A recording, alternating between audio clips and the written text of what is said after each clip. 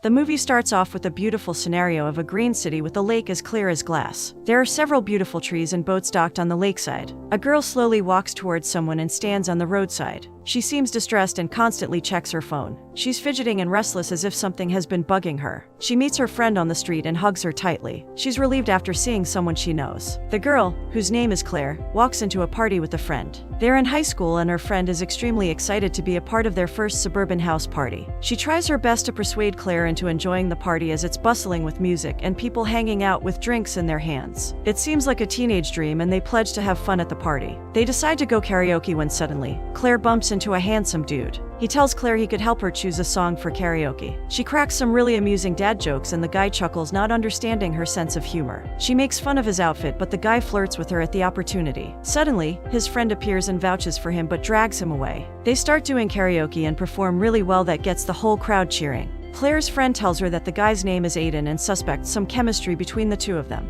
Claire is very intrigued by Aiden's outgoing, fun-loving and cheerful personality who gets the whole crowd going. We find out it's Halloween and the two of them go to a candy store. Aiden makes fun of her costume, which was jeans with a lion t-shirt. Claire tells Aiden that she recently moved back to the town. She constantly changes schools and moves to different states for various changes. Claire doesn't really like being social as she knows she'll have to move again and making too many memories would hurt her. She'd rather focus on good grades and getting into a good school, to which Aiden calls her a nerd. Aiden and Claire walk through a park just munching on candy and talking about themselves. Claire tells Aiden he would surely become a great musician, but Aiden tells her that he'd be trying for med school as both his parents are doctors and expect him to do the same. Aiden's dream, though, is to go to a music school just like Claire predicted.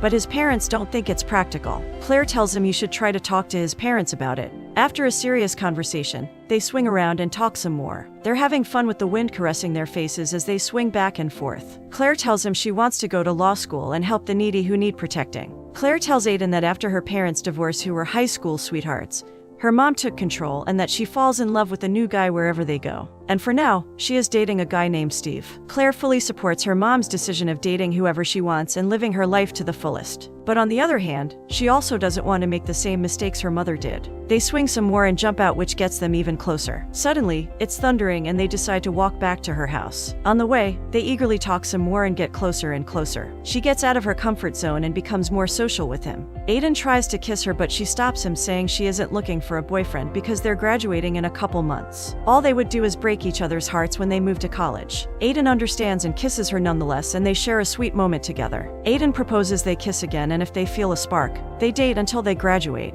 Claire asks what happens when it's time, and Aiden just says that he'd take her out on an epic date, and they'd end it before moving to college. They decide on a breakup pact which would last until they graduate high school. They kiss and agree on the pact they made. They decide to make it the best year ever and start dating, knowing it'll last only for a short time span. Aiden takes Claire out on a date to his band's performance and Claire loves it. They have fun banter and make their relationship official. They hang out all the time and dance with each other and make each other laugh. Their relationship soars high and they're together for months. Every month, they have a memory so memorable they'd never forget it. They go hiking and on walks to lakes. They go to games. They make love and are inseparable. Right before they graduate, the seniors go on an adventure together where both Aiden and Claire go swimming and rafting. It's all magical and unforgettable. They spend the 4th of July together, lighting fireworks and kissing under the night sky. But the inevitable comes along. It's time for graduation and their pact to come to an end. Claire is really sad because all the time spent with Aiden flutters by in a glimpse, but she just has so much love for him. Her friend tries to persuade her to not make it end like this since today is their last date. The epic date that Aiden promised 10 months ago. Claire's friend tells her that time has run out for both of their love lives, which makes Claire sad, even though she thinks it's for the best. Claire is adamant on not ending up like the way her parents did. Her friend has this huge crush on a girl but is too scared to ask her out. Aiden is on his way to take her out on their last date whilst Claire packs to go to college. She reminisces about all the time she spent with Aiden but prepares herself for what's next. She wants to make it a great goodbye. Aiden finally arrives and hands her a bouquet of flowers. They prepare for their last date with each other. Claire's mom and her boyfriend wish Aiden all the best for the future. Aiden's parents follow suit and his sister calls them idiots for breaking up because they seem like the perfect pair. Aiden and Claire have a family dinner as a farewell. Aiden and Claire excuse themselves to spend some time alone for their last date. Aiden tells her that he loves her and she claims she feels the same. They go to Aiden's former band performance where the band sings a song for their breakup specifically. It's their song and the first song Aiden ever sang to her. Claire goes back to think about that moment when he took her out for their first date. They dance together just like old times, but deep down Claire is really sad about their oncoming breakup.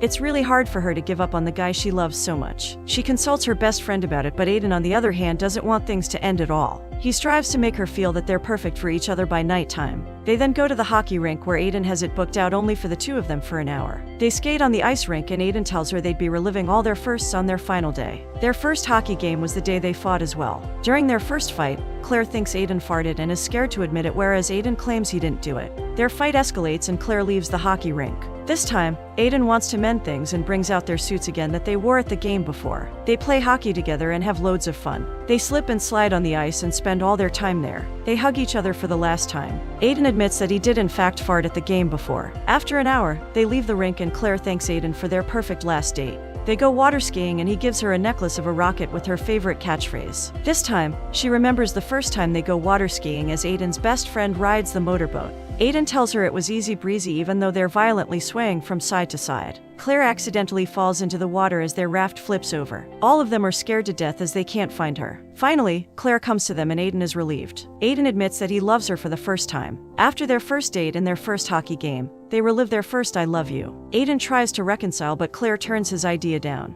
They're starving so they go out to eat. They go to the same place they went for their first Valentine's Day. Aiden has his favorite Polaroid set up on the table. It gets harder and harder for Claire to let go of Aiden after remembering all these memories. She asks her best friend for help. She looks at all the Polaroids and realizes they look so happy in those pictures. One part of her that she needs to leave now or it's going to get even more difficult. Another part of her tells that she doesn't have to let go, that she can get through it, and Aiden very well could have been the best thing that has ever happened to her. Her mind clashes and her internal conflict gets stronger, as a part of her thinks she's too young for true love, whereas the other part thinks she shouldn't lose Aiden. Just then, Stella comes to her rescue, but right then, Aiden comes as well wearing a tuxedo. He plans to take her to prom, but seeing Stella, Claire's best friend, there's an energy shift as Aiden feels Claire doesn't want to continue this any longer. Aiden's best friend who was helping him plan everything comes along as well. The four of them sit around and start eating. Claire expresses her love for all of them. She bids goodbye to all of them. Aiden tries to take Claire to prom, but Claire instead presents a new idea for all of them to do together because she doesn't want to be alone with Aiden. Aiden is disheartened at this sudden change of behavior but agrees nonetheless. Claire presses on the fact that it's their last night as a group too, but Aiden doesn't want that. He tries to convince her, but Claire keeps on making excuses. Aiden agrees to go out with them and they go to school together. Stella and Scotty, Aiden's best friend, have fun at the party bus Aiden arranged for Claire, but Aiden doesn't say anything. The tension increases. They break into the school to leave their mark. Claire avoids Aiden and Stella finally lets the cat out of the bag and addresses the problem. Stella tells Aiden that Claire is the way she is and he can't really control it. Aiden tells her he still has hope and they don't know what the future holds. Stella tells Aiden to be true about his feelings to Claire. On the other hand, Scotty tells Claire that she can't avoid her relationship now. Claire admits that the breakup isn't going as she hoped it would. She wants Aiden to know his true potential lies in music. Scotty tells her that Aiden still has hope, which puts her in an even bigger dilemma. Scotty leaves his handprint on the school board and he leaves with Stella to wash out the excess paint. Aiden confronts Claire about her fear of commitments. She claims that all she wants is for the two of them to become their own people. Aiden asks Claire to forget about her already pre-planned life and just think about what she actually wants. Just then, Scotty and Stella trigger the school alarm and they get out of the school as fast as they can. Aiden gets hurt during their escapade and his arm starts bleeding. They go to the hospital where he gets stitches. At the moment, Aiden grabs Claire's hand for support and Claire goes back to all the time they've been each other's support. She reminisces about how they read books together and had fun. Aiden's mom, who's a doctor, comes in to check in on him. Claire plans to leave for Dartmouth the very next day. Stella and Scotty sit at the waiting room for Aiden when Scotty admits that he actually had a huge crush on Stella before. He tells her to be bold as she's meeting new people. Claire bids goodbye to Aiden's mom as well, but then she admits that Aiden didn't get into Berkeley for music. Everyone thinks he didn't apply, but that isn't the case. Claire is shocked at the revelation. That changes her whole mood as they take the party bus to the beach. They reach the beach and Claire goes back to avoiding Aiden. She goes with Stella to help her with her crush. Stella and Claire hug as it's their last time together too. Stella accidentally throws a sock at her crush, Tess. Tess invites them to a house party and Stella goes along. Claire wants to go too, but Aiden comes to her. They try to go to the party together when Claire confesses that she knows Aiden didn't get into his dream music school. Claire expresses her disappointment towards Aiden for hiding such things about him and walks away. At the party, Tess admits that she has a crush on Stella too. They kiss and have fun together. Claire enters the party and chats with a couple people. Aiden is stuck trying to find her. Tess and Stella dance around whereas Scotty goes around with Aiden's sister. Aiden is desperate to find Claire. Aiden gets emotional and stands on a table and gives a heartfelt speech. He invites Claire with him to sing their first song ever, but Claire doesn't do so. Aiden is heartbroken after this and walks out of the party when he sees Claire do everything in her power to avoid him. Aiden walks in on Scotty and Aiden's sister kissing and is appalled by them. Claire walks in too and Aiden makes a jab at all of them. Aiden tells Claire that he's doing everything to salvage their relationship, but Claire claims the pact was very serious for her. Claire accuses Aiden of not being truthful to her about Berkeley when Aiden tells her that it wasn't something to talk about. His parents finally allowed him to audition and he ruined it, further proving his parents' point. Claire is frustrated at him because he has this notion to be perfect all the time. Aiden finally snaps and tells her that she hasn't even said she loves now. He asks her to say it one last time, but Claire fails to do so. Aiden finally breaks up with her and leaves. Claire tears up to see Aiden walk away. She calls her mom crying and gets in the car with her. Her mom tries to comfort her and she brings up her parents' divorce. She doesn't want to keep fighting for love, when her mom tells her that Aiden would never let her lose herself or the woman she's supposed to be. They drive home and Claire lies down in bed checking her phone on and on again to see any text from Aiden.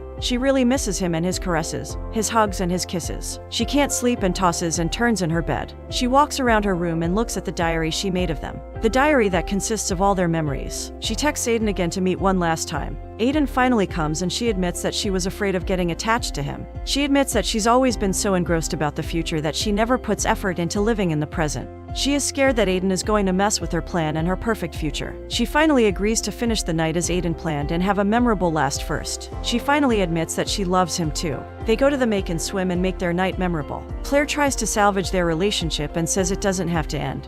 But Aiden reminds her that their relationship is just the prologue of a book and not the book itself. They hug each other tightly and kiss each other in the middle of the lake. The next morning, they have food together on Claire's bed and Aiden decides he'd apply to other music programs and not give up on his dreams. He claims he'll figure everything out on his way and thanks Claire for pushing him to do what's right. Claire hugs Stella and says goodbye. Claire and Aiden bid goodbye to each other, but as friends they still have hope that things might work out when they meet again. They hug each other for the last time and never want to let go. Claire and Aiden both have immense love for each other but go their separate ways. Claire settles into college remembering Aiden and Aiden gets into a music program, and they both are happy with where they are. They're both elated to see each other's progress and keep texting each other. They plan to meet up again for a first hello. Maybe start it all over again. After all the time spent together, they meet again for their holidays. Once again, they start with a hello. Who knows what the future might hold?